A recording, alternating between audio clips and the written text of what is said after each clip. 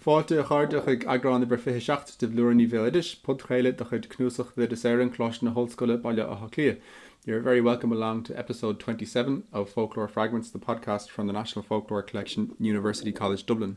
Now, our topic for this episode is the Banshee, a very well-known supernatural figure in Irish folk tradition and indeed in popular culture further afield. She's had an American TV series named after her, not to mention the McDonnell F-2H Banshee, a single-seat carrier-based jet fighter aircraft used by the US Navy and US Marines from 1948 to 1961. But afternoon TV and the Korean War aside, our focus today is on the Banshee in her true form as a supernatural harbinger of death whose origins can be traced back to at least the 8th century. I'm particularly excited to be joined for today's episode by Professor Patricia Lysaght, who has the title of being the world authority on the Banshee, having written and lectured extensively on the topic.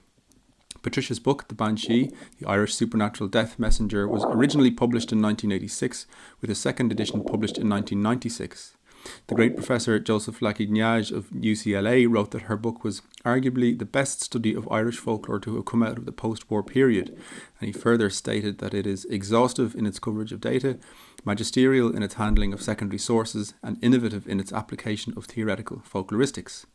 It's a truly fantastic text, and it'll appeal to hardened folklorists and lay people alike. The O'Brien Press also published a pocket book of the Banshee by Patricia in 1998.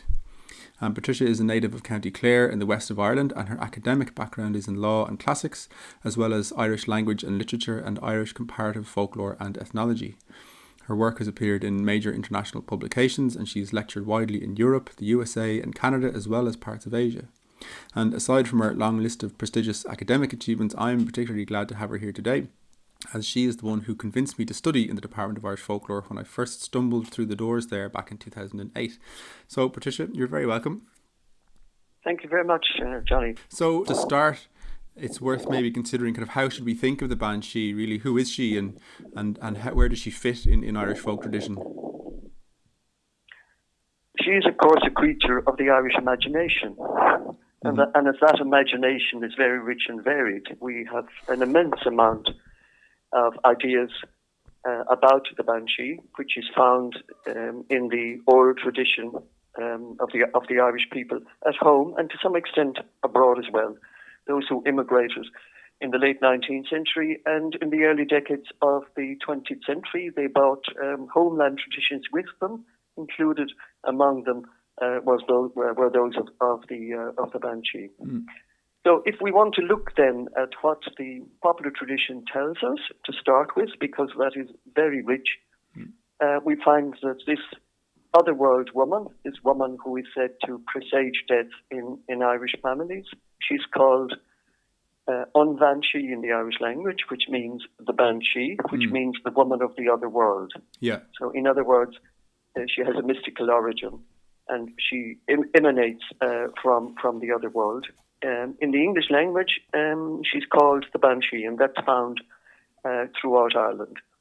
And despite that name, she's never considered to be one of the fairy folk. She's connected with death, and she's an individual being. And then elsewhere, in parts of Limerick and Tipperary, she's called Van Quinta, the keening woman. Now, the keening women of Irish tradition, of course, are very well known.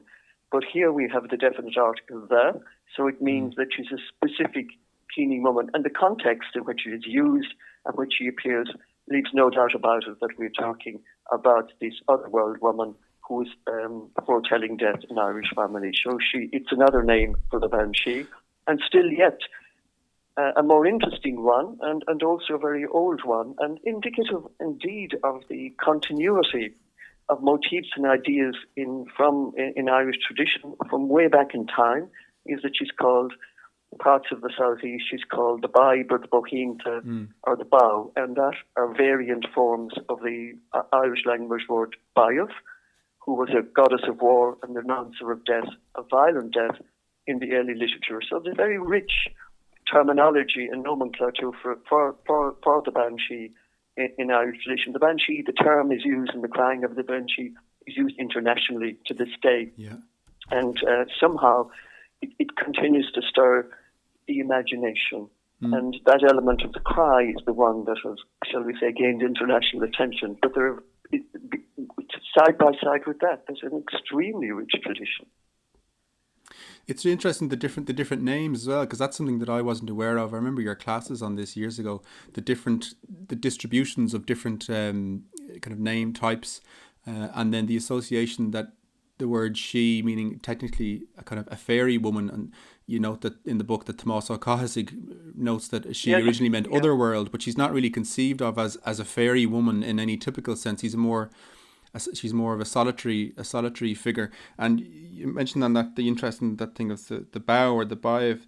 There's a quote here in the book from where you mentioned John O'Brien's Folklore Gaeilge Béarla from 1768, and he says he glosses bive as Banshee, a fairy woman vulgarly supposed to belong to particular families.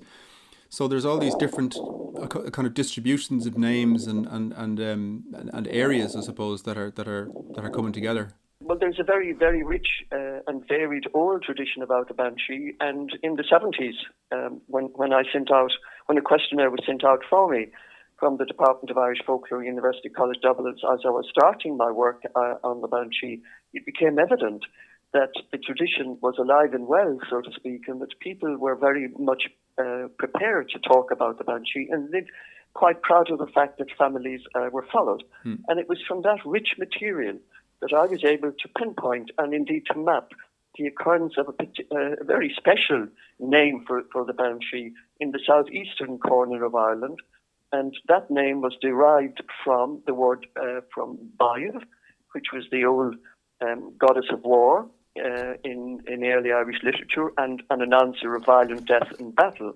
And there in the southeast of Ireland, I found the variant forms such as Bov, which was anglicised bow. The bow was out last night, someone would say. She was crying somebody. And that was found in Wexford, in Carlow and in South Wicklow. And then there was another variant form of that, the Bive Quinta, pronounced Bohinta, in Kilkenny and adjacent parts of Tipperary and Laois. And then in Waterford, she was known as the Bibe. And that's very definite. And actually in County Waterford as well, there was a well there, a holy well, known as Tobar na Bibe, which indicates that it's a very old tradition there. It's important because it gives us clues as to how this tradition developed in Ireland, where it came from, how people adjusted it, and how they managed to select a particular aspect of this Bive of early literature to make her an announcer of death in the same way as the Banshee, rather than a lamenter of death that has already happened. So it's very specific, and you can see how over time this transition was possible and was also important for people. So it fitted in very well with the Banshee and with the Banshee tradition in that part of the country. And you have, just to go back to go to the book here for a second, on the talk of names and the Bive, you talk about the description of the name of a war goddess, also meaning scold, crow, deadly, dangerous, ill-fated, and also that it has relations to other Indo-European languages. So it's cognate with Gaulish, Budua, Old English, Beidou, Old Norse, battle, or words like hawk and so on. So there's all these different terms of particular antiquity that are coming together. Well, there are all these ancient ideas still lingering on in the oral tradition of the southeast of Ireland. It tells you what a conservative, what a rich tradition as well. And by virtue of the fact that material was collected, it enabled me to give some ideas about where this idea of the Banshee and the bow lamenting or prognosticating death actually came from. So it's a very ancient idea. And also, when you look at when we consider how the Banshee manifests herself, and throughout Ireland, it's the cry of the Banshee. It's a very lonesome, almost human cry. In parts of the southeast, where she's called the Bive or the bow or the Bohinta, sometimes it sounds a bit more aggressive, like she's screeching. And that it's loud and it's harsh and it's aggressive. Nevertheless, that is probably linked to the name. Nevertheless, she is a woman. She's not a bird. She's a lone figure, and she is crying for the death of a particular family. One of the things that you were able to determine through your research as well was that this idea that you find replicated in different sources and literary sources mainly, that she sometimes appears as a crow, quote unquote, that wasn't true, that doesn't appear in folk tradition anywhere, that there wasn't. No, it doesn't appear in folk tradition at all. So as you can see, they have adapted the warlike figure. This person, this goddess figure connected with violent death, they have adapted it to death in families, because that is what it's about. I suppose that you have this wonderful figure of Cuchulainn, the dead Cuchulainn, and the crow on his back in the GPO, and that illustrates the idea from the ancient literature on the violent death and battle. But the people themselves have adapted that tradition to be concerned with announcing death or presaging death in families, in ordinary situations, in town and town and country, in a situation that was important for them as a family and was important for the community as well. So I suppose it's of interest then to look at how, in fact, they perceived this supernatural being, how they knew that, if you like, she was there, and what it meant for the community. And as I've mentioned, it was the cry, and it was the cry that announced her presence in most of Ireland. Yeah. And on that as well, there's a lovely piece, just the detail of the analysis that you go into in the book, where you're going through a kind of, I suppose, a listing of the different terms that have been collected in the archival and the traditional sources. And you note this split. You say many of the terms express sorrow in general, and more particularly refer to the mourning or the mourning sounds made by keening women at wakes and funerals. And so the terms in this group indicate the supernatural being is sympathetic towards the person on the occasion whose death she makes her presence known. So it's terms like wail, lament, ulagone, logue, queen, and keen. But then, as you say, there's this second group of terms that express a more fierce and frightening side to this death messenger. And you note these terms included such as roar, scream, shriek, screech, screech, beck, and loo. So there are these two kind of, and that's more in the Baive area. These more aggressive terms are more prevalent. The second group, the more fierce and frightening, are in the Baive area. Is that correct?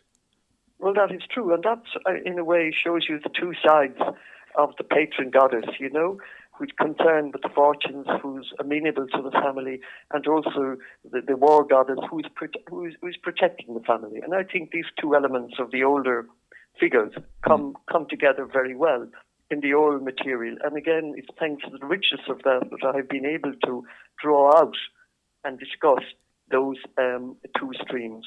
And I think it is very interesting, the lovely terms that they have adapted or applied to the sound which this figure makes throughout most of Ireland. And that it is lament, ulagone, queen, and so on. They're lovely terms. They sound lovely in the Irish language, and they're very gentle, and they represent the grief of the community.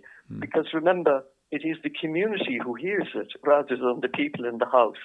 So it's representative of the grief of the community, and that is a heartfelt grief for one of their own who is going to pass away. And it's also been associated very much with the elderly members of the community, indicating that such members died at home in the midst of the community. And the cry of the Banshee was also seen as alerting the community to the fact that normal life as such would be scaled down for some time as they dealt with the bereaved family and helped them through that early stage of bereavement, the preparation, and particularly the wake, and then the funeral. So it had this a very, if you like, community spirit attachment and function for families, and that's very recognised in the tradition. In other words, people were not afraid of it. In fact, they would be surprised if it didn't happen. And you find some lovely comments as well, where or a cry or a crying sound or a crying pipe of sound was heard. And people would be on the alert, particularly if they knew somebody was ill. They would be waiting for the Banshee. And then, for example, the cry was heard and it was sort of moving to the countryside and nobody died. Well, then they had to ask themselves, what's happening here? Because in many ways the tradition had to reinforce itself all the time. And that's indicative as well of how important it was to people. And they would say, oh, she was only travelling through. It was somebody further over in another locality that was dying. And she was on her way there. So she was passing through. That's why we heard her. And that's why nobody was reported dying or dead in this locality. So it all of these little indications that you get from a rich oral tradition enables one to see how people viewed death and how their thoughts were with families who had members who were ill or who were expected to die. And you mentioned as well her cry as being the main manifestation really of her in tradition. And we find like on one of the references that you make in the book, there's an account that you've collected from Galway and you've translated it. It says, that is, her lamenting was more lonesome than human lamenting. There's an idea that these kind of unearthly lamentations that are sometimes compared with noises made by nocturnal animals, you note cats and birds and so on, but it's a kind of unearthly and sad wailing sound is the Yes, well, of course, to convince people, that you'd actually heard it, you had to describe it in a way that they would understand, but you also, and you could compare it to a vixen or a cat or a dog or whatever, but you also had to add characteristics that ruled out completely it could possibly be one of these, and that was the sound to make the hair stand on your head. It was so high pitched that even deaf people could hear it. Well, I've heard people saying afterwards that it could be a cat in Mortallagany or an animal, but that was not so. That didn't seem like that to me. It was an unearthly, sad wailing sound, ending in a kind of a moan, a moaning, wailing sound, but terrifying, absolutely terrifying. Also, that it was moving from place to place, that it was going in the direction of a particular house, that it frightened animals, that dogs were howling, and that horses were galloping. And there's a wonderful tradition bearer in County Laois once said to me, and the whole world and the whole countryside was in chaos, because of course death is chaos. Death coming into the community is chaos. It is one that has to be handled. And in terms of the Banshee, the idea that you had this knowledge beforehand that death would take place enabled people to come to terms with that, to organise themselves, and also it enabled the community to organise themselves as well.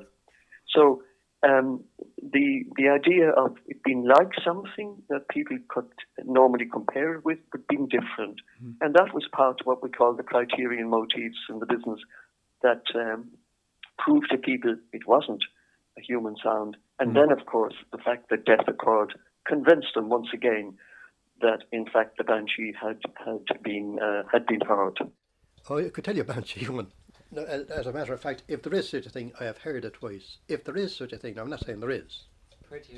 In the backyard. It's an unmerciful wail. Now, you often hear the cats now at night, Well, no, they're only in the shade. This wail I heard is unmerciful. But on each occasion there was a death in the one house in this terrace. And there's reference then to her cry specifically, that how it there are, like examples. There's an account from Monaghan where, as you write here, that or the accounts state, when you think you're getting close to her, she starts to cry further away than ever. And then another account from County Clare. At one time the cry would be near, and in about a second it would seem miles away. So that this is kind of moving. As there's an idea that she's moving around. Another account from Clare describes how they heard the wailing and crying coming towards the house. First it seemed high up in the air, and then it came lower, and finally it went round the house 3 times and went away in the air wailing. So you have these kind of strange descriptions of it coming close to the house or coming through an area, but always outside, always heard in the natural landscape largely. I don't suppose that anyone ever saw the Banshee. No, it's a very wary cry. Yes. It could start now about a half a mile, and it could come round in no time. Yes. I heard a brother of mine saying that he heard it. He was at a wedding. That night he heard it. But it's a very, very wary cry. Yes, isn't it wonderful how detailed these accounts are? Yeah, yeah. That, that people have heard her over time, and they remember. And they remember the type of action or the type of presentation or manifestation. And what's given there is, if you're thinking in terms of the human keening woman, the place for the human keening woman and her performance situation was the house. She was present. She was in the house. She was present. She was visible to people. She was a human being. Whereas with the supernatural keening woman, she's always in nature. She is a nature being. She's always outside. And while the cry might be heard in parts of the southeast on the windowsill or very close to the house, what you find as well is that there is movement towards the house. And in other words, informing the community as she moved, but definitely going towards a house. And going through land as well to the house, going through the townland. And sometimes as well, this is, she's thought to be going by a stream or a river. Now, we know that sound travels along a stream or river, but what you find in the old tradition, that she was moving with the sound. She was the sound that was actually embodying the sound that was moving towards the house. And there are some wonderful descriptions of that as well. But inexorably, the motion is towards the house, around the house, over the house, but very definitely a house. And that is the house in which the person is dying and is about to pass away.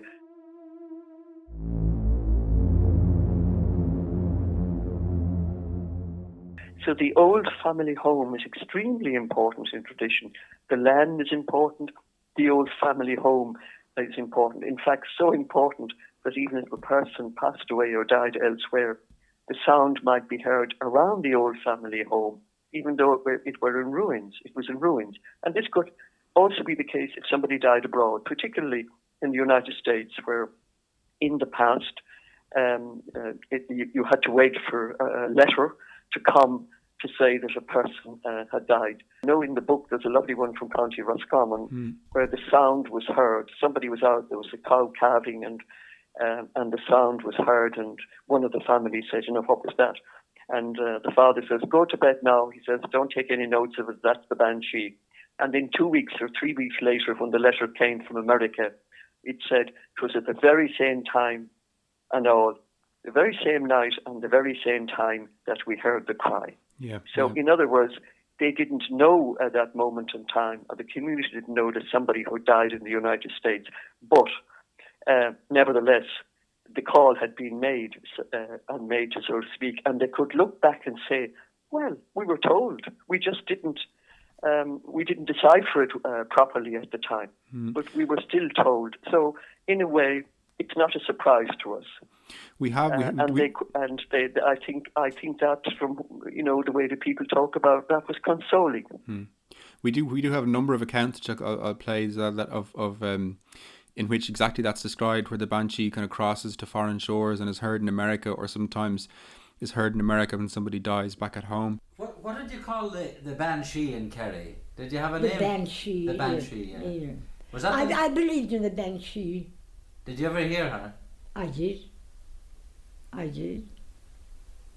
It might make you sit up and take notice right outside my door. Here in Northampton? Here right in Northampton. My sister lived upstairs. I had only... my sister got married and she lived down in Holyoke, and she didn't like Holyoke, and she came up here. And so I had only the two children, and we had plenty of room here, So she wanted to come up here. She was expecting her second baby. And I said, all right. So he was sickly from the time he was born, and the doctor said he wouldn't live, but she took great care of him. He lived to be 3 months anyway. So I stayed with her that night. The doctor thought he'd died that night. So he didn't. So I stayed with her, and I said, I think I'll go down now and nurse my own baby. I was nursing my own baby. And as I came in that hall there, this window, I never put up the shades. And I saw this woman, she was stooped like that in black. Now this is no fooling. I've often thought about it. And she was crying low, a regular clean, but it was low. And I went to the window and she walked up that way. And there was nobody up there that was living. You couldn't get up there anyway, there was a fence there. So my sister comes to the top of the stairs. She says, Mary, what was that? Who was crying? I said, there was an old lady living with her daughter across in that house there. And I said, that's Mrs. Thompson. She must have fallen out of bed. I said, she gets out of bed nights and she's walking around, and I pass it off like that. But that didn't please her. She said, this was really crying, Mary. I said, I didn't hear it. I did hear it. But I may believe, And that was a Banshee. He died the next day. And now, I never believed in the Banshee, never believed in it, but I do believe in it now, and I don't care what anybody thinks of me to say. I do really believe in it. I think it was it was foreshown to me. Now you may think I'm really serious about it. Well, there are strange things in the world that we don't understand. Huh? There are strange things in this world that we don't understand. Well, that happened to myself.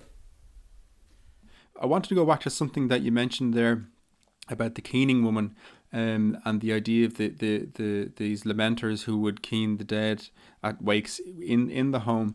But as far as the origins of the Banshee are concerned, or the folk views of her origin, you note in the book that in some instances she was sometimes thought, this death messenger was considered that she was had formerly been a keening woman who continues her activity after death. Like you have a piece in the book here from County Westmeath, which says that the Banshee was one of the owl criers. She didn't say who she was, but it was always given down by people then that the Banshee belonged to the criers. I think that's from the Dublin area in County Westmeath. Okay. And, yes, and I think the idea there is, is that she was a penitential figure. In other words, that you find in other accounts that she was supposed to lament and she couldn't because she herself might have died, or that she was paid to lament and something stopped her from doing so. So she would have to come back and actually do that to be relieved of her penitential state. But I think, as I say in the book as well, I think this has become attached to the Banshee. It's actually quite a different tradition. And if you look at the chapter there on the origin, it's very thin. There are very few ideas actually about the origin of the Banshee. And I think the reason for that is that it was the social context, the psychological context. What does it mean for us? What does it mean for families that people were interested in? In the same way, in many ways, if you take folk cures, people don't delve into how does it work? What's behind it? How does it work? They want to know, is this going to work for me? Yeah. What assistance is it for me? And I think that it's the same with the Banshee. The focus was on the connection with death and what it meant in particular communities. It's interesting what you mentioned there is that about the relative lack, the scarcity of knowledge around views of her origin. But one of the things I thought was really interesting that you note in that chapter is why the way that if you turn to explanations based on kind of Christian concepts, you don't find any solution. That you describe the death messenger complex, you describe as being a Christian largely. Well, yes. In line again with she doesn't belong to the Christian afterlife, the Christian tradition, and there is nothing to link her in that connection to the saints or anything else. So it's an extremely old belief, and if you also consider the reaction to the human keening women, also. The reaction was spurred on by the fact that the lament produced by the human keening women didn't mention anything about a Christian afterlife. There was no mention of heaven or hell or redemption. It glorified the human existence and the hero's existence in the countryside. And in the Banshee tradition as well, it's a very old tradition, and it is, I think, the human need for consolation of different kinds at the moment of death. And of course, side by side with the Banshee tradition, you had all the church traditions as well, because the person would have received the sacrament, then known as the sacrament of extreme unction, or the sacrament of the sick. In times past, the priest would have come to the house and said the mass there. Subsequently, in later times, it was in the church. The priest would have officiated at the burial. All of the things which happen today. So you had these two traditions side by side, and nobody saw anything incongruous in it. One was community, family orientated prior to death.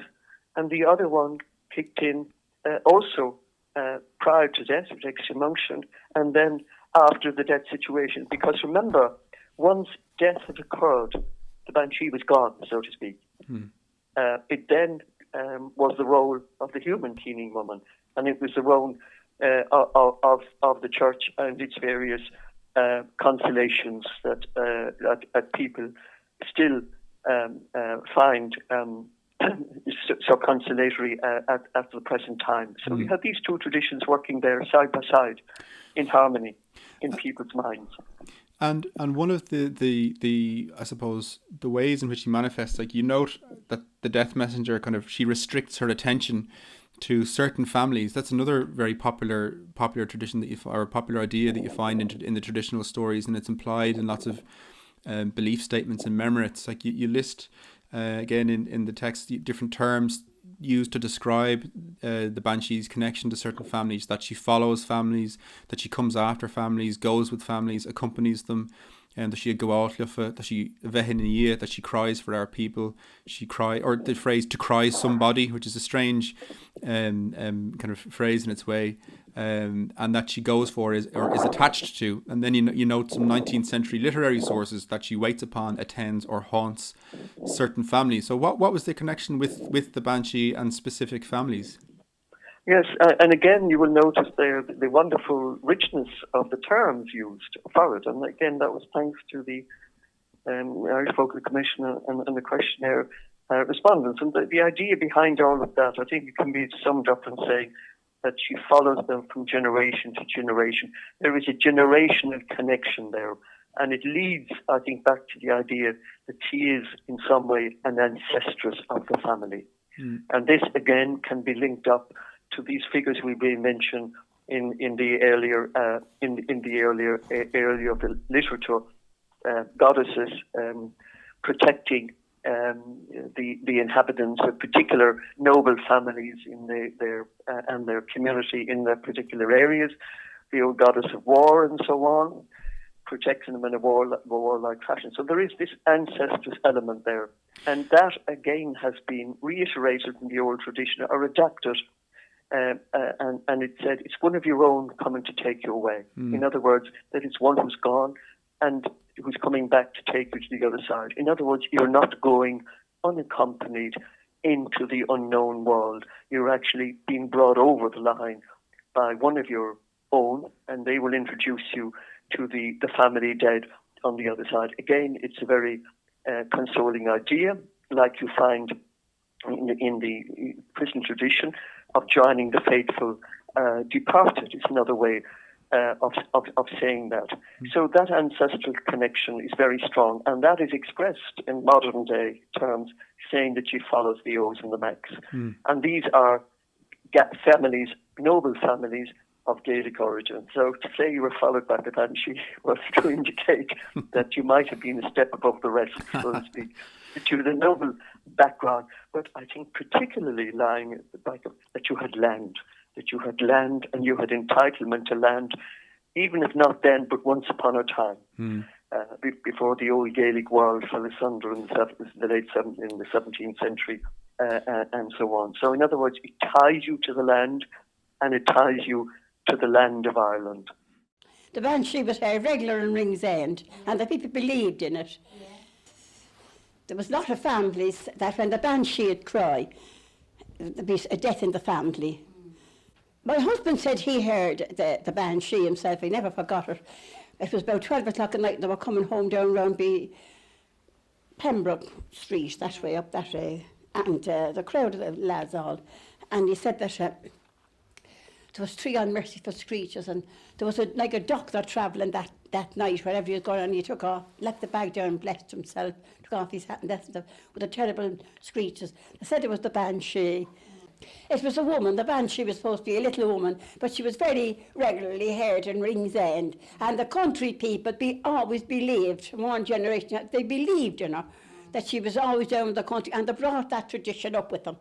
In saying that she follows the O's and the Macs, that's very inclusive, but it also is exclusive in the sense that if you look at the list of families I think I have there... There are 180 different family names that you've identified in the book. Yeah, it's a huge number, and I'm sure I've only got some of them, you know, and I remember at the time I was doing the book that one of the first names there was a Hearn, and I think Bertie Hearn was Taoiseach around that time, so my students used to laugh when I mentioned that name.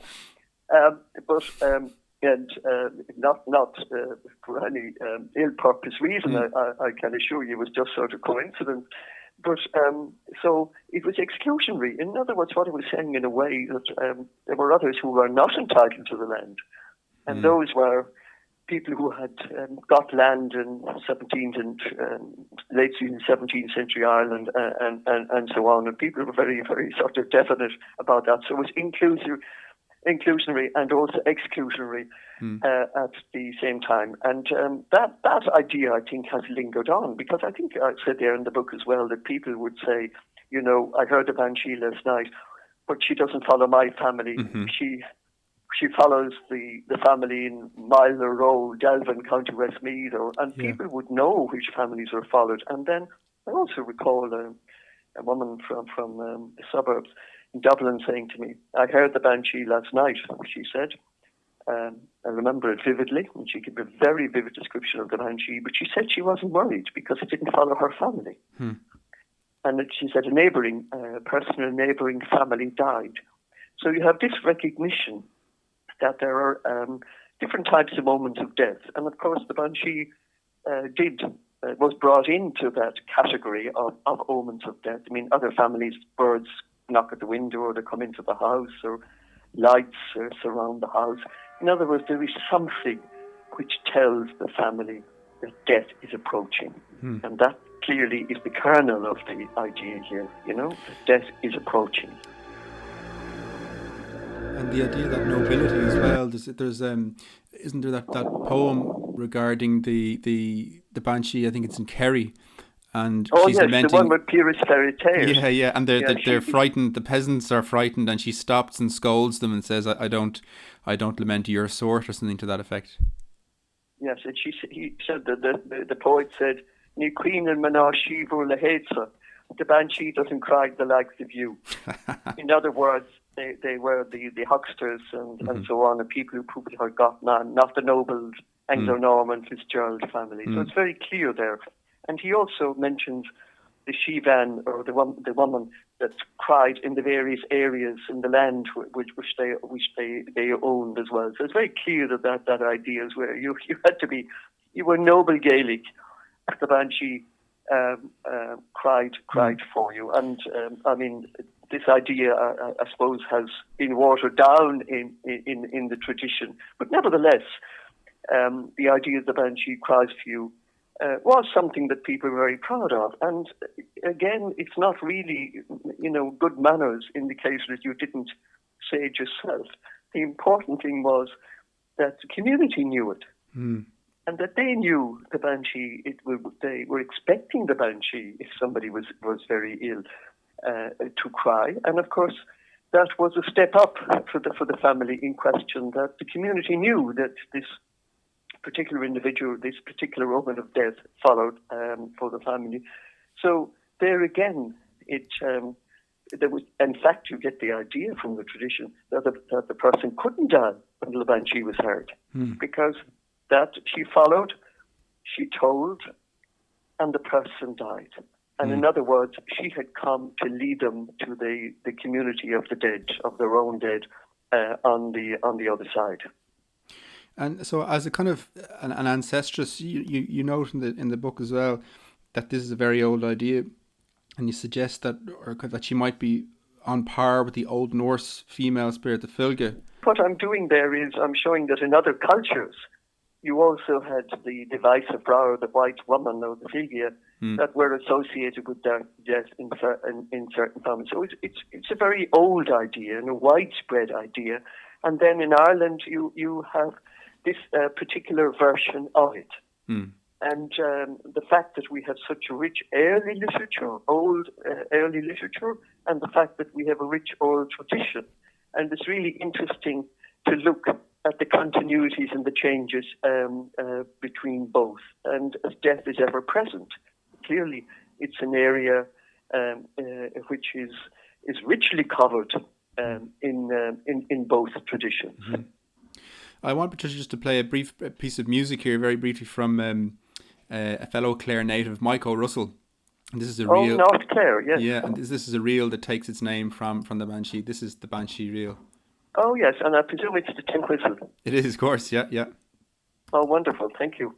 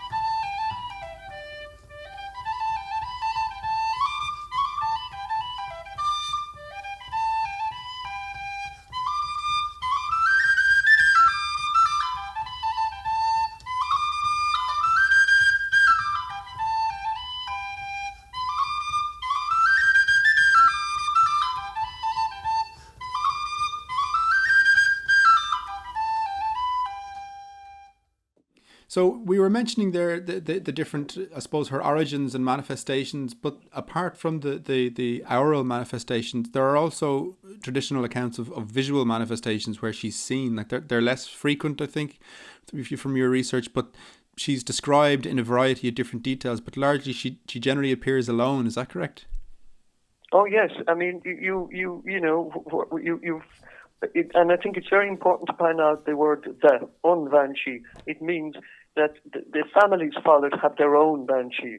Now, you never hear of these Banshee meeting up and having a meeting or such. In other words, they don't congregate to each other.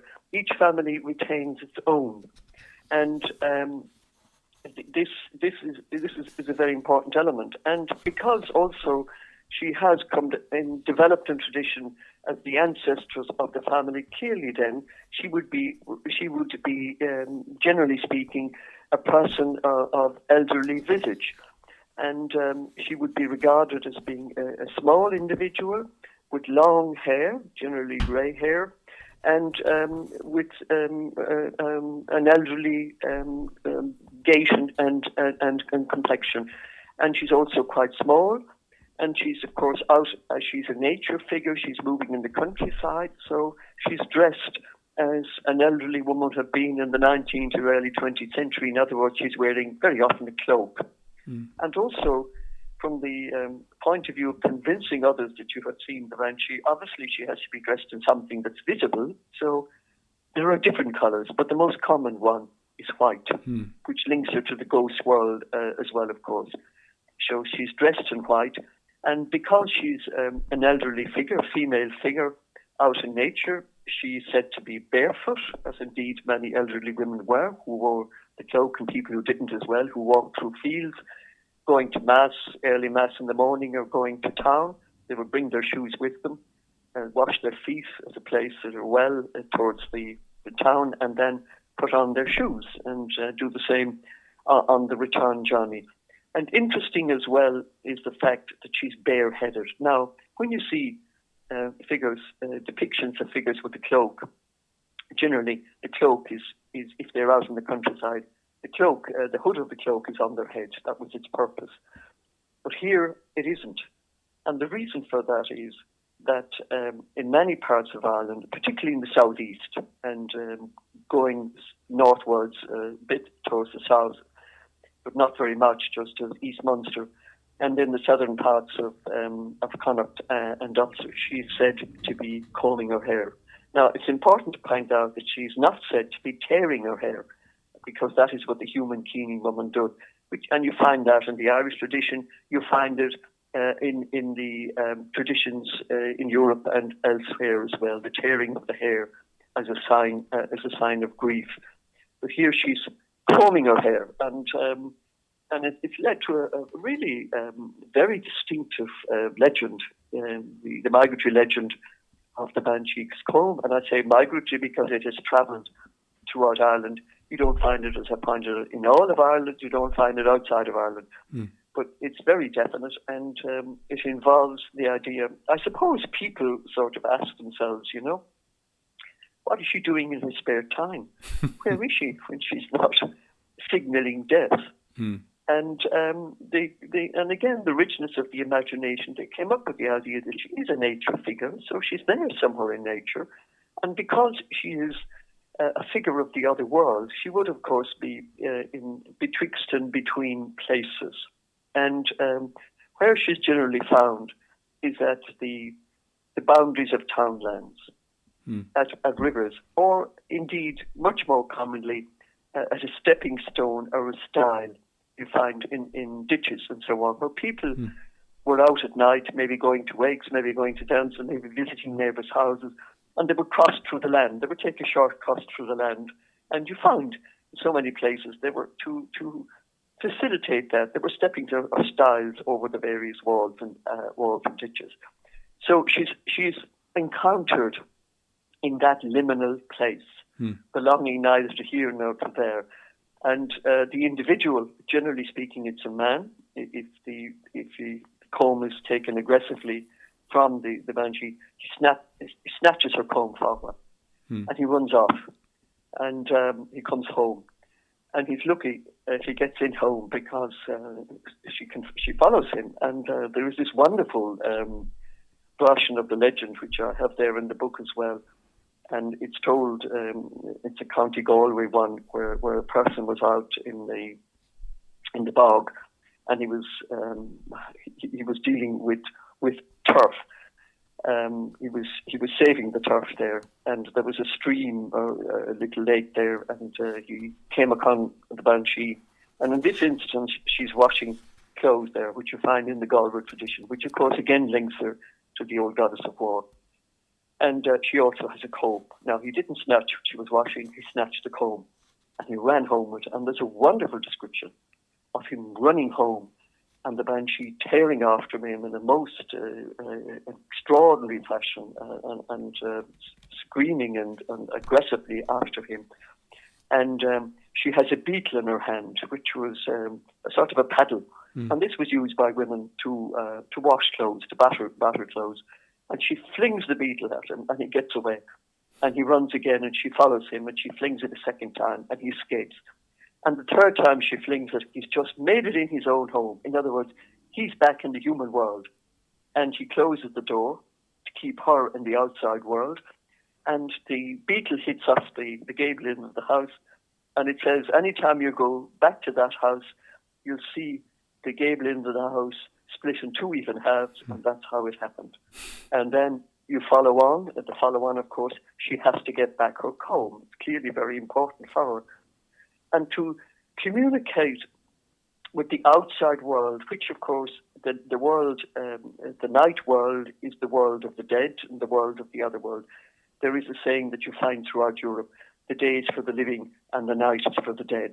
So it is the night world, and it is the world of the animals and of the supernatural. And to communicate with that world, you need something to protect you. And in the tradition, you have the window, which can be lifted up, and the tongs, which is made of iron, which is protective. It's doubly protective because it's associated with the fire.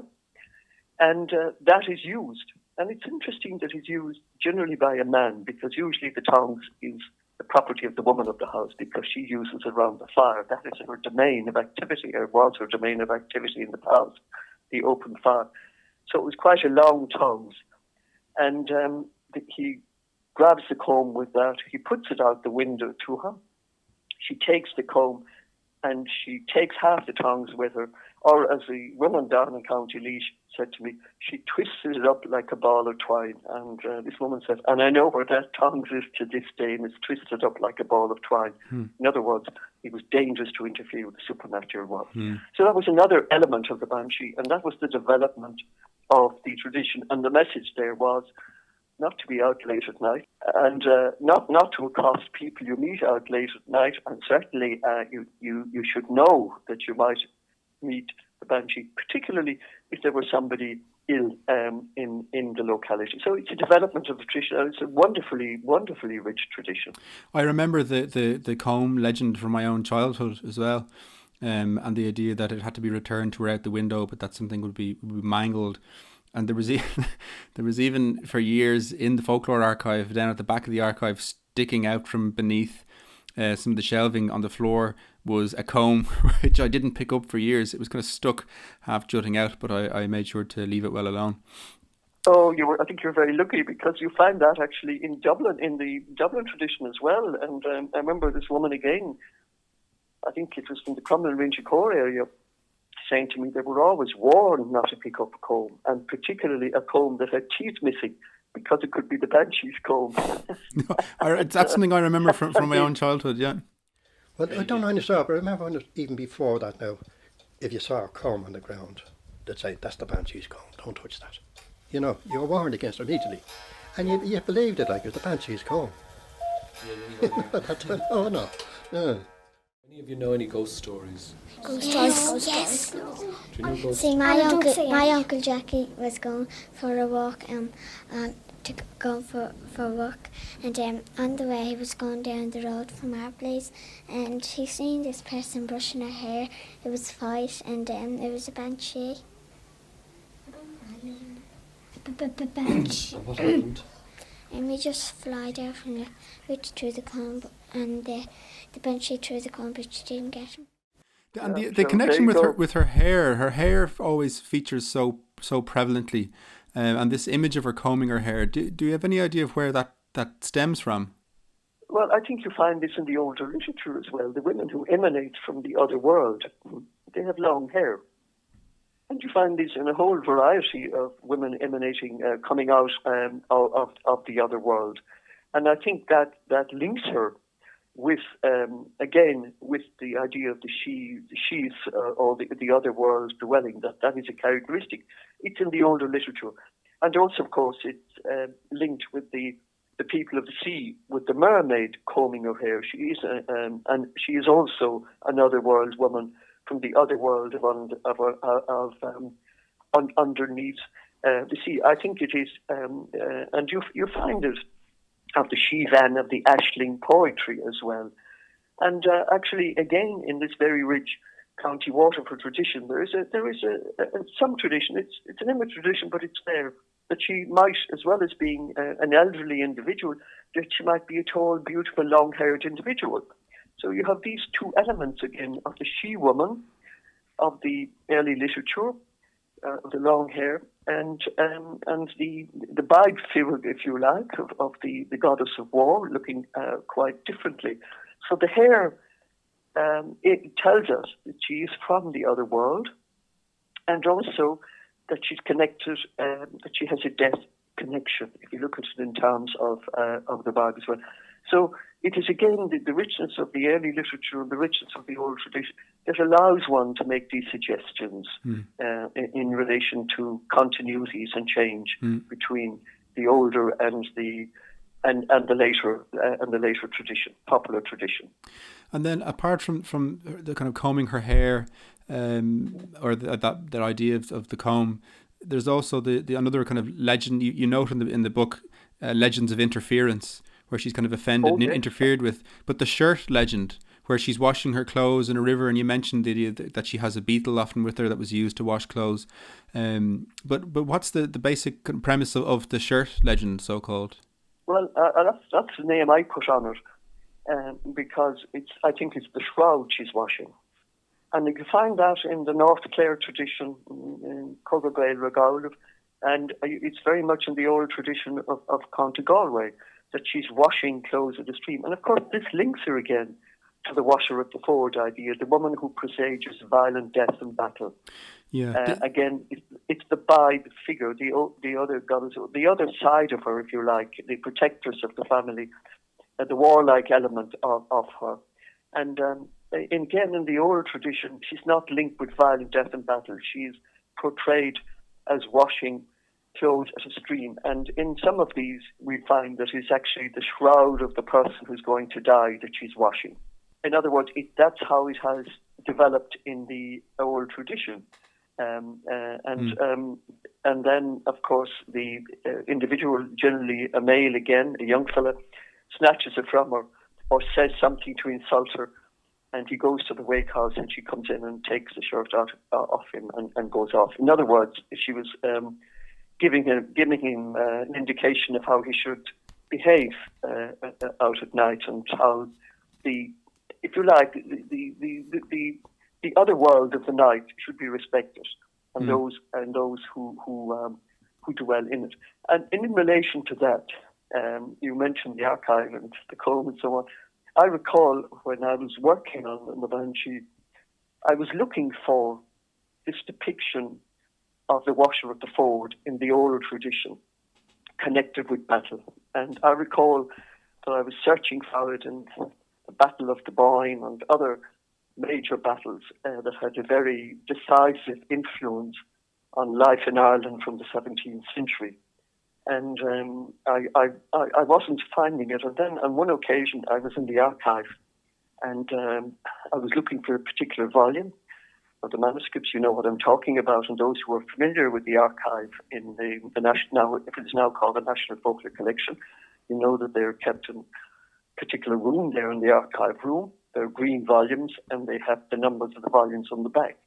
And I was looking for a particular volume with, and I had a page reference. And I actually, for some reason or other, I took a volume from the shelf below where this volume that I was looking for was placed. And I opened it at the page reference that I had, and I was looking at it, and I said to myself, this is not what I'm looking for at all. And then I realized that right there in front of me was an account, a folk account from the early 20th century of the Battle of Aughrim, which was a very decisive battle, again, in the Irish context. And this woman, who wasn't called the bride, but the Banshee, she was washing the clothes in a stream, and of course she was presaging the loss of the defeat of, shall we say, the Irish side at that particular battle. So it goes to show that in doing research, you know, that there can be that lucky moment, that decisive moment where you find something, even quite by accident, in that wonderful archive. It's fantastic, yeah. That image, it's a really striking image. the washer at the ford. It's one that I only knew. You list lots of different sources in the early literature. The one I associated with was in the Táin, where Cuchulainn is on his way to his death at his final battle, and he sees the woman washing or lifting bloodied clothes out of the river. And as he looks back at her, she vanishes from the bank.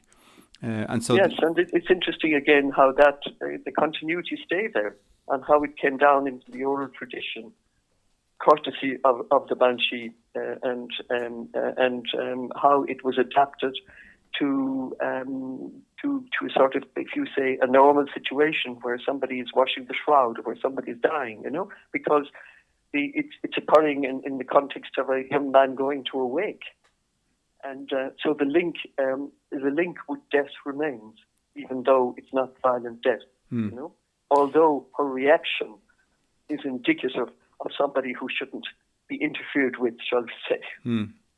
And the tradition then continues to this day. I mean, as far as the continuity from the early literature and from those sources, it's a fantastically rich body of material.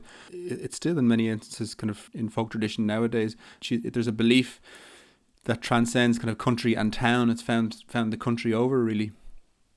I think it would be very interesting to actually, do some work on that again, to actually ask people, are there still people who believe in the Banshee?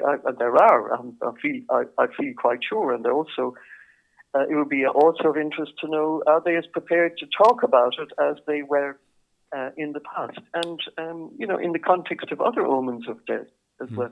How do people nowadays? How are they told, shall we say, in advance that a death is imminent? And I think maybe it's important to point out as well that in the context of the Banshee, it was to some extent expected death. In other words, that unexpected death wasn't catered for so much, so to speak. I think I have accounts there of somebody who died in an accident, and people were saying, that the Banshee had been heard, but they didn't know, of course, who it was crying for. When this person died accidentally, he had an accident when cutting trees or something like that. They were able to sort of say, well, actually, it wasn't sudden death after all, because we did hear the Banshee, but we didn't know it was for this person. Mm-hmm. So it was important always to sort of to prove to sustain the tradition. But in the past, it was very much for expected death, because it worked very well in that context. And also, I suppose it's sort of interest to look at. We've mentioned it briefly, where the Banshee was supposed to be seen outside the house and in places in the countryside as well. Times have changed. People don't travel to the countryside all that more. But also, then it's important to remember that the Banshee was also heard in the city. And so I think it would be very interesting to look at that tradition again, to ask people, does the Banshee follow your family? Have you had recent experiences of it? Do you know of other people who had experiences of it? What other sort of omens of death are still considered of importance in society in these changing times? And maybe it's something that might be again looked at in terms of the current pandemic. Mm-hmm. And one might say, in these very abnormal times, is this something, a feature of it? I certainly in fieldwork I did in the inner city in the last number of years, I had a couple of instances of quite an adamant kind of beliefs in the Banshee, where people recounted their own experience of her. So I think, as you say, there's still quite an active belief in her overall, but an amazing rich seam of material as this kind of ancestress or guardian figure. You find it very much in the older communities. Yeah. Where there's a cohesive community, because it is part of the collective tradition. You need somebody to have heard it, to tell it, to be approved. Is there any sense that or way that you would summarize her in your own mind? Well, I think that phrase that I found that I've come up with, she's one of your own who's coming to take you to the other side. I think it's a very consoling image. It's a very consoling statement. I think it's one that death is always with us. I think it remains relevant well in the 21st century and no doubt later. Just before we finish, I'm going to just finish with a piece of music from Landless, from their album Bleaching Bones from 2015, with a piece called Queen, Iverdó, Queen number 2 or Lament number 2. But just, Patricia, to say thank you so much for an absolutely fascinating discussion into the research you're done. I feel like I'm back in your lectures, but it was just an amazing privilege to have you here, and I'm sure that our listeners will be absolutely delighted to learn all of this material regarding the Banshee and the work that you've done on her. And I'd advise anyone listening as well. Thank you, Jonny. And it's a pleasure to talk to. It's always a pleasure to talk to a former student. And I'd advise anyone listening as well to go online and to get to buy themselves a copy of Patricia's book, The Banshee, the Irish Supernatural Death Messenger, or the Pocketbook of the Banshee, because they're just a fascinating resource and tome and kind of authoritative of work on the topic. So Patricia, thank you so much for being so generous with your time and all of your knowledge. Okay, Jonny. Thanks a million. No problem. Good luck.